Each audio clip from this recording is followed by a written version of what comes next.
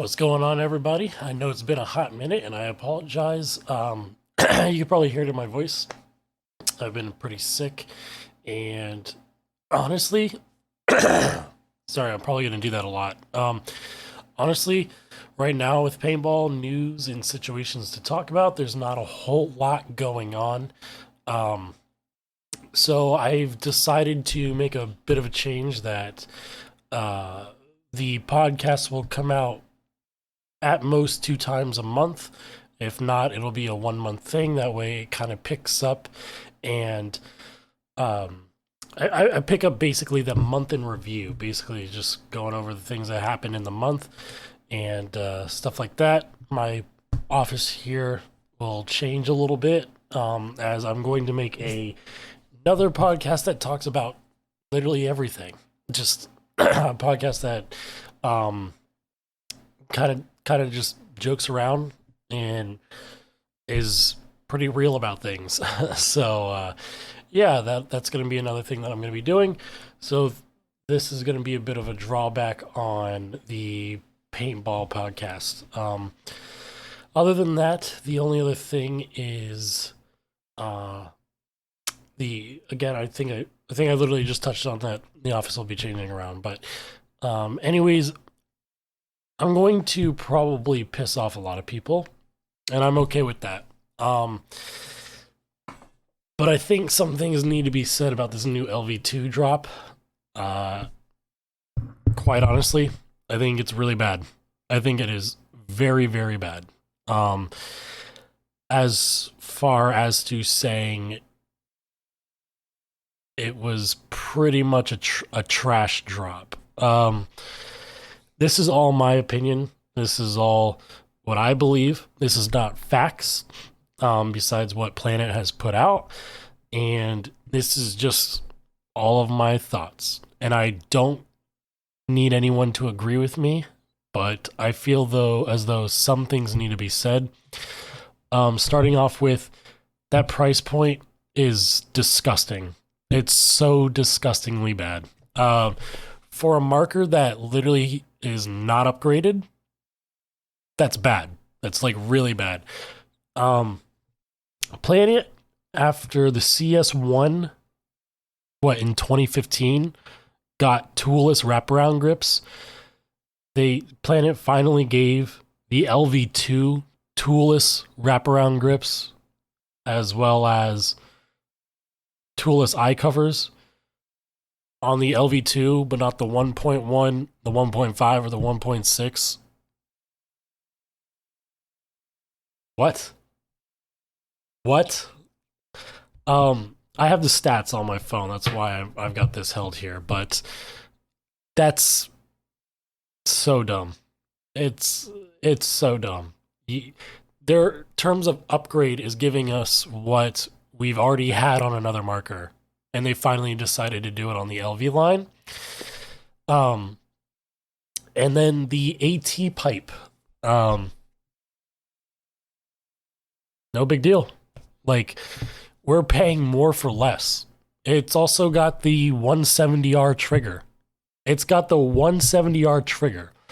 The $1,600 marker has a $800 marker trigger with the leaf spring and the shoe. Like, they literally said it's got the CS1 trigger shoe on it. You're giving us a 2015 trigger, when the CS2, your top of the line marker, has an amazing trigger, and you're not putting that on the LV line. That's so bad. That is so bad. And you're charging $1,600 for this. This gun at most should be $1,100. I don't see any significant improvements. And I get this is where a lot of the discussions go. Oh, but the LPR is in the bottom of the reg. That doesn't matter though.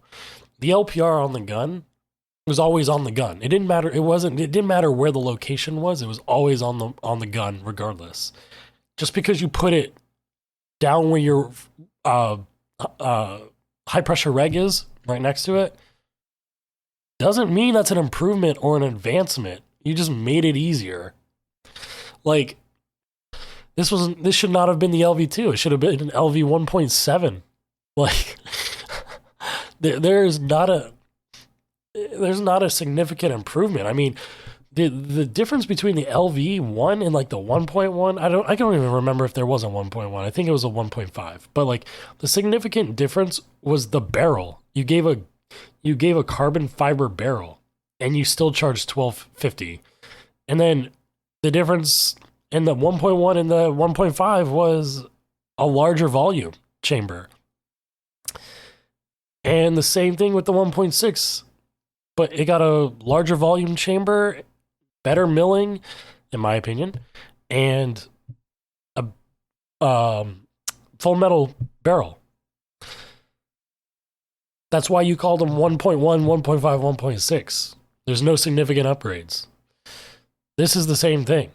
It's literally, and you can read it on Planet's website. This is why I brought this up. A lot of people have been telling me, oh, but there's a lot of improvements. There's so much more stuff now. There's really not. You're just buying into what Planet wants to give you. Like, it says right here, this is on Planet Eclipse's website under LV2. The LV2 pushes the concept of improvement with an all-new body that provides increased internal volume.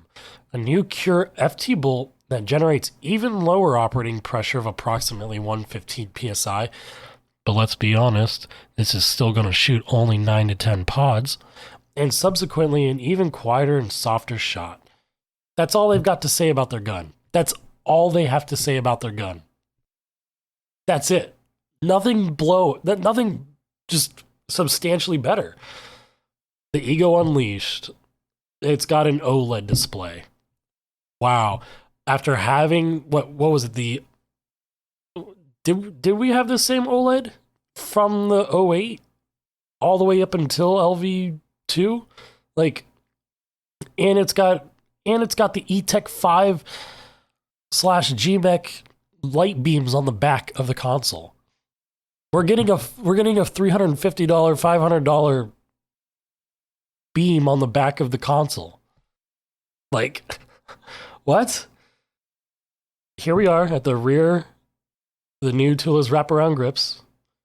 Brand new MME modular marker electronics package with USB, optional Bluetooth that, let's be honest, only niche people use.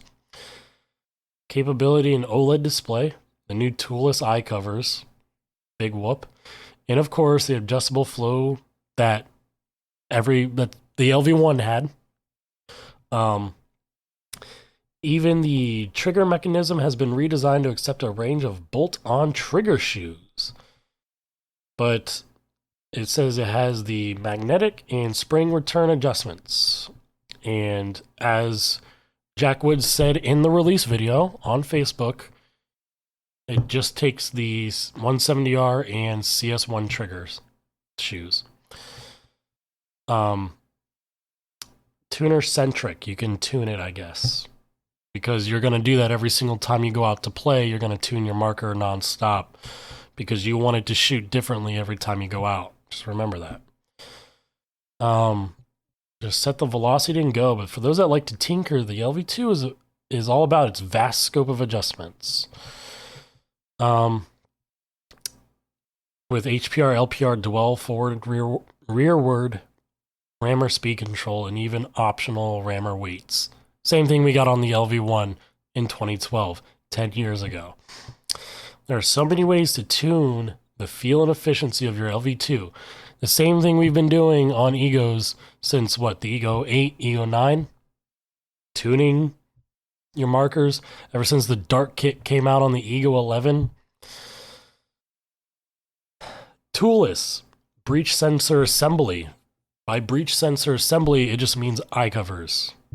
Integrated HPR and LPR foregrip assembly. Meaning we took the LPR from the front and put it in the foregrip. Low-rise feed neck with a lever locator, because everybody goes out on the field with a very loose lever, and we are so stupid that we can't put our lever right back onto the feed neck, right where it goes when you tighten it up. Oh, it comes with a different barrel. The S63 Power Barrel. It's a 3-piece freak kit. Cool. It's got a brand new case that's denim. Generation LV2, the latest of the most iconic, enduring marker designs. Man, oh, an 18-year legacy. I think this was a flop. I think this was a huge flop. Like, such a big flop. They did say, I will say this is pretty cool. Let me go back to it actually so I can read it. Because I think I accidentally went over it. No, it just actually doesn't say anything about it. The Cure FT bolt is a self-lubricating bolt. Whoa, crazy. The LV just blew my mind. I'm looking at the website right now, and it's got like a little like a showing of the Cure FT bolt. We still have the same exact eye wires. The same eye wires. But, you know, CS2 and CS2 Pros and all that, they have the two boards and mirrored eyes, and we still have eye wires on a $1,600 gun. On a $1,600 gun. Man, again, I know I've pissed a lot of people off up until this point, and that's fine. You guys can totally disagree with me. I'm totally cool with that. I'm not here to make it seem like I'm right. This is just totally my opinion, right? I'm not looking for people to follow my opinion. But I just can't get over that when it came out, they had the balls to tell everybody $1,600 and they were cool with it. They were cool with it. So, it's crazy, man. I feel sorry for anyone who's bought it without a sponsorship, because if you do have a sponsorship, you do get these products a lot cheaper.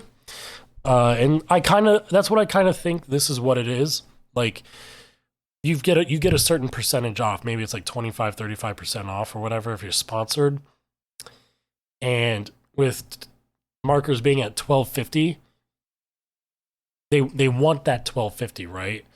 But with it being 25% off, it's like $900, right? So with the LV2 sitting at $1,600 and sponsored teams buy it for like $1,250, they're still getting that $1,250 that they originally wanted. But yeah, there's literally no significant improvements. Literally no significant improvements. I wish I had the LV1, but it's over at my dad's, and I wish I could just like show there's no big deal. Like this thing is overhyped, it is overplayed, and quite honestly, it was a trash can flop in my opinion. I'm sure the marker shoots great. The gun looks sweet. I think it looks sick. That gold and bronze colorway they came out with, like Planet blew it out of the park with that colorway. Frickin' sign me up for one of those. But I swear to God, I would never pay $1,600 for such a flop of a gun. And you know what's crazy is, I remember on PB Nation when Jack was releasing the CS1, I asked a question, and I was trying to find the video on YouTube. I asked a question: why are your guns getting uglier and uglier? And he said it. He read it out, and it was like about, I want to say that's 17-minute mark or something. He read it out loud, and he said, oh, this was made by a guy who did the lines for Lamborghinis, so it's not bad. Okay. If that's how you justify things, okay. The other thing was that I'm pretty sure the CS1 was like, it's being literally hailed as like one of Planet's worst markers. I've been in a few threads where everybody's like kind of crapping on the CS1. I don't know if that's a true thing. I don't. Again, this is not even my opinion. This is like a stats thing that I've kind of looked around PB Nation and stuff like that, and a lot of people, other than the Geo One, when the Geo One initially released and it had like, I don't know, I think it was like all these problems with it or something. Um, the Geo One and the CS1 were complete flops, and then I mean, they still sold. Don't get me wrong, they still sold. Um, but in today's regards, like looking back on it and stuff, I'm pretty sure a lot of people are hating on the CS1. And then, what was I gonna say? I can't remember. But sorry. But now everybody's swapping back to the Geo 3 because of I acknowledge you, Will Ball for Soup, because of Will Ball for Soup. Everybody's swapping back to the Geo 3s. So you know, kudos to that. Everybody's seeing, oh, it was the Geo 4. Everybody's seeing that the Geo 4 is not worth the money because all it is a hoseless Geo 3. It's a CS1. It's a CS1. So I don't know. I don't know if a lot of people will agree with me, but I think the recent drops of planet markers are not good. CS2, absolutely sick. CS2 Pro has no business being at $1,600 or whatever it was on release because it came with more barrel backs, another trigger. When I'll buy a CS2, get my own style trigger that I prefer, which is usually the infamous, and then buy the correct barrel backs that I'll need instead of playing at 689, 693, and probably 687. I don't know. I've never owned a CS2 Pro, so I don't know what size barrel backs they actually do come with. But yeah. Sorry this one was kind of more over just trash talking the whole entire time. But I feel as though I needed to say it because I just can't. It blows my mind that this at this price point was dropped, and there is literally zero significant upgrades other than the AT pipe, and it's priced at $1,600. I think that's more over my issue. Is like it's priced at $1,600. Like, why is it not $1,250? There's no upgrades. Even the LV 1.6 came out at $1,250, right? And now it's like $1,399 because of inflation or whatever. I mean, obviously, Planet's not in the States, but you know, wherever you look, if you wanted a brand new 1.6, they were sitting at $1,399. So, yeah, I'm sorry I kind of went off on a huge tangent. Hopefully I got my point across. But yeah, other than that, I know this was a short part of the podcast. It's more of just kind of like a video. I'm just in the works of picking up a new camera. It kind of comes in stock and then it immediately goes out of stock. So if anyone is looking to pick up this camera, just let me know and I will sell it to you. Again, I'm doing another podcast that literally talks about everything. I trash on things, I trash on people, I trash on hobbies, but I also think that certain people are cool, certain hobbies are cool, certain circumstances are cool, and all sorts of stuff. I haven't fleshed it out yet, but it's in the works. Especially, literally, it's not gonna be released until that camera gets got, and that way I can make it just as long as I want it to be, instead of being limited with this one right here. So I appreciate it. Planet, clean up your act. That's disgusting. I can't, honestly, from here on out, I really can't support a company that just doesn't do anything extravagant and kind of try to blind the mass of people that follow him. Dye made the cool Moss Air thing, you know, and they said it's an M3 Plus or something like that. Or it was an M3, and then they had to upgrade some parts on it when some of the parts were crap. But like, I don't know, man. I don't think enough of technology went in to warrant a $1,600 price tag. So, anyways, my rant's finally over, but I appreciate it. Again, the podcast is going to be once a month or twice a month, depending on what we're looking at, what kind of news comes out, and what I can talk about. Because when there's not much going on, there's not really much to talk about in the paintball world, right? So I appreciate it, you guys. If you guys are upset with me, you know, we'll talk about it in the comments. I'll talk about it in the next podcast. See if you guys bring up any good points. If you guys agree with me, talk about it in the comments. I will try to talk about it in the next podcast. So, all right, I'll finally let you go. I appreciate it.